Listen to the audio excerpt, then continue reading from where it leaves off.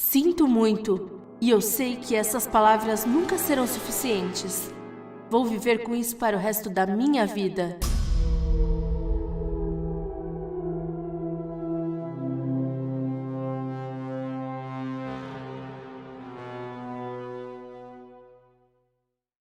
Uma mulher loira atlética entrou na loja de Dorinda. Estava em busca de uma moldura antiga.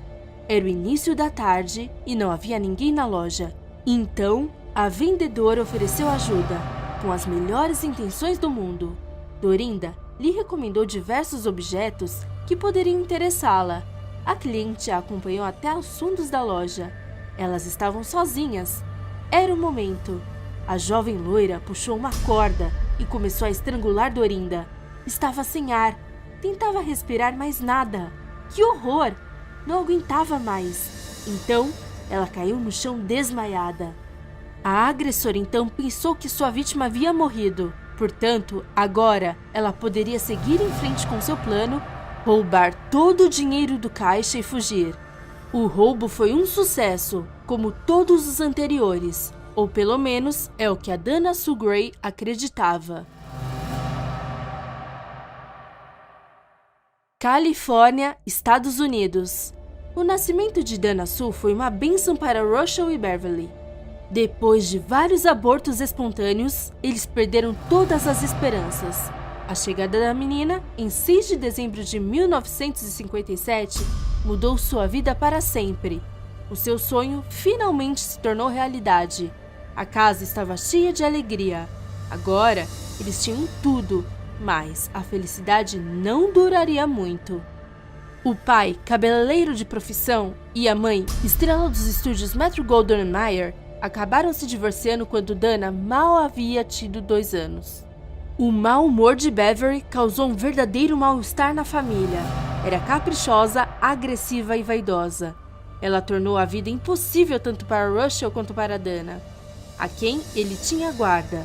Esse grande poder que exerceu sobre a sua filha causou uma grande rebelião na menina. Foi assim que a Dana se tornou uma criança frustrada e teimosa, que não suportava ouvir um não. Se a Beverly se recusava a lhe dar dinheiro, Dana a roubava. E com o que conseguia, ia até alguma loja para comprar qualquer capricho, acima de tudo, doces. Foi a sua grande delicadeza, afinal, ela era apenas uma garota. O prazer exagerado que sentia ao fazer compras provocou em Dana uma espécie de vício infantil, algo que ao longo dos anos se transformaria em uma obsessão verdadeiramente incontrolável e sanguinária. Com o tempo, o relacionamento entre mãe e filha piorou cada vez mais, e os episódios de violência eram cada vez mais frequentes, até que a saúde de Beverly deu um basta, e foi diagnosticada com câncer. Foi então que, aos 14 anos, Dana encontrou a sua verdadeira vocação, ser enfermeira. No entanto, esse entusiasmo em ajudar os mais debilitados foi interrompido para sempre com a morte de sua mãe. Não havia mais consolo algum, nem esperança, nem bem-estar, nem mesmo nos braços do pai. A dor invadiu tudo. O seu mundo havia ficado sem cor. Na escola, ela também não encontrou seu lugar, exceto nos esportes, especificamente no atletismo. Era o seu escape.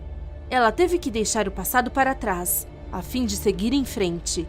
É por isso que corria tanto. Ninguém sabia, mas aos 17 anos, aquela jovem loira de olhos azuis, atlética, bronzeada e com a típica aparência californiana, escondia dentro de si um sombrio despertar.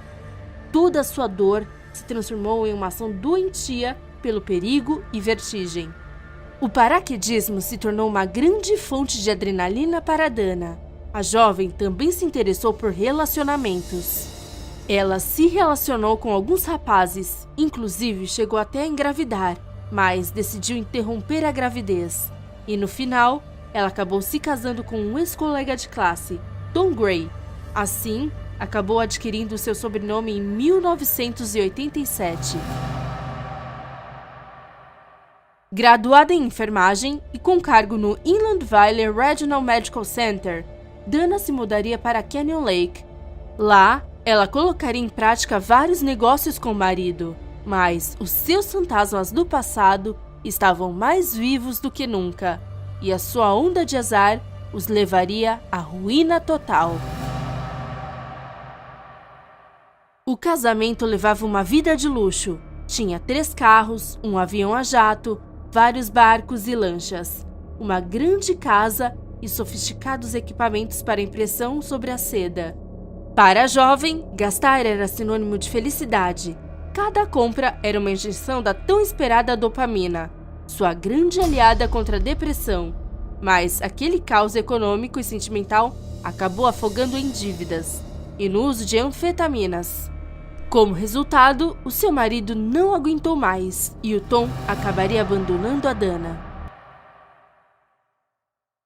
Nem mesmo o Jim Wilkins, o seu namorado novo, e Jason, o seu filho de 5 anos, poderiam tirá-la daquele poço profundo. Passava os seus dias completamente drogada, algo que para os seus colegas de trabalho do hospital não poderiam deixar de notar.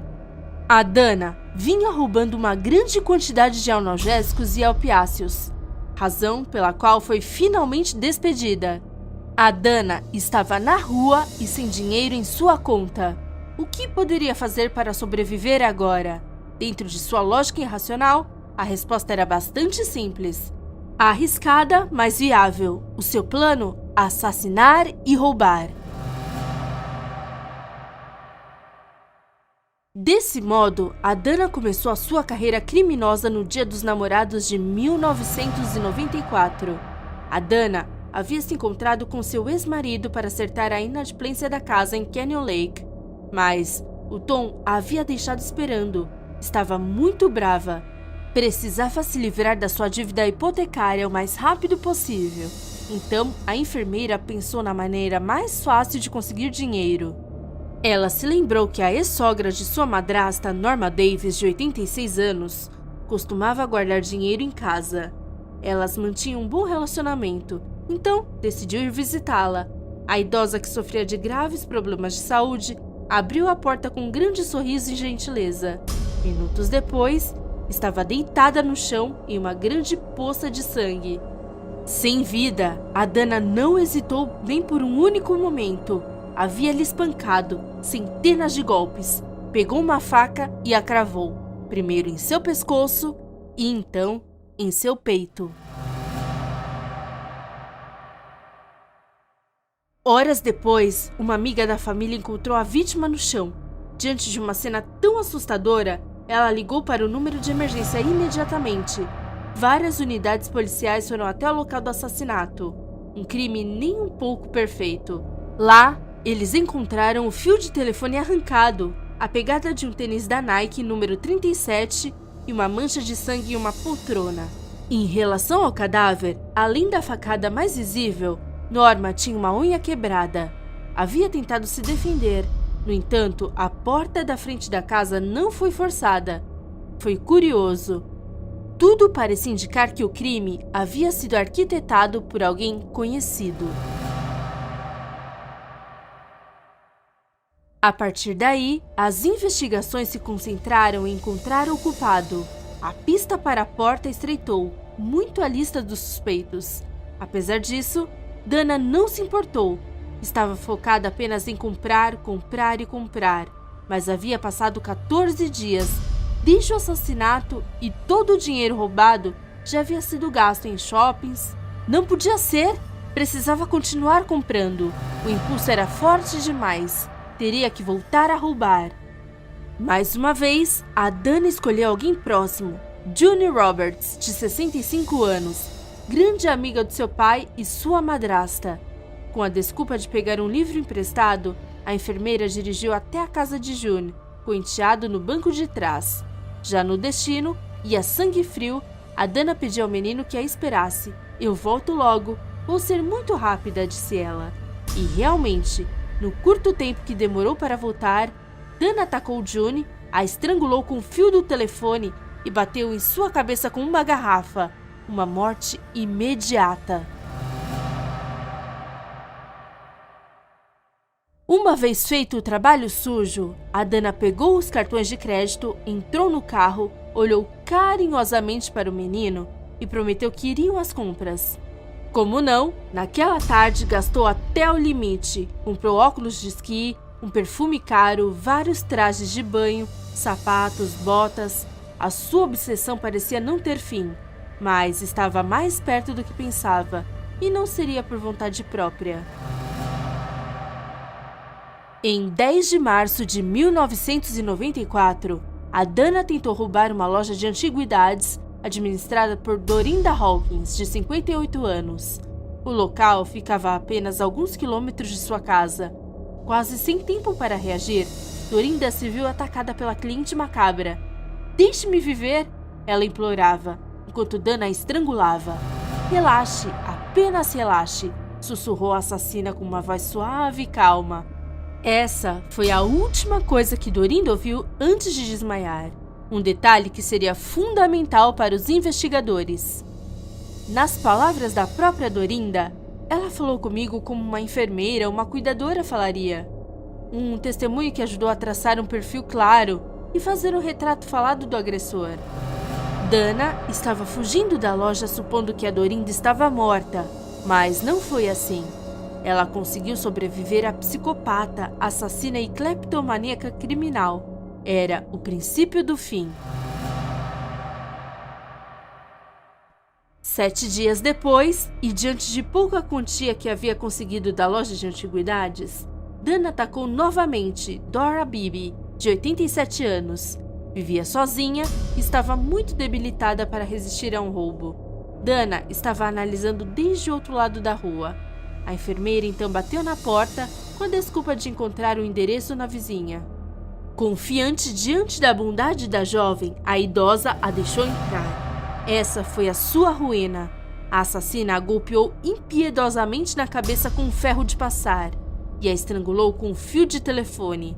Depois de roubar o seu talão de cheques, Dana falsificou a sua assinatura e começou a fazer compras como só ela sabia, compulsivamente. Naquela tarde, foi gasto nada mais nada menos do que $2.000. A essa altura, o pânico havia se apoderado da região.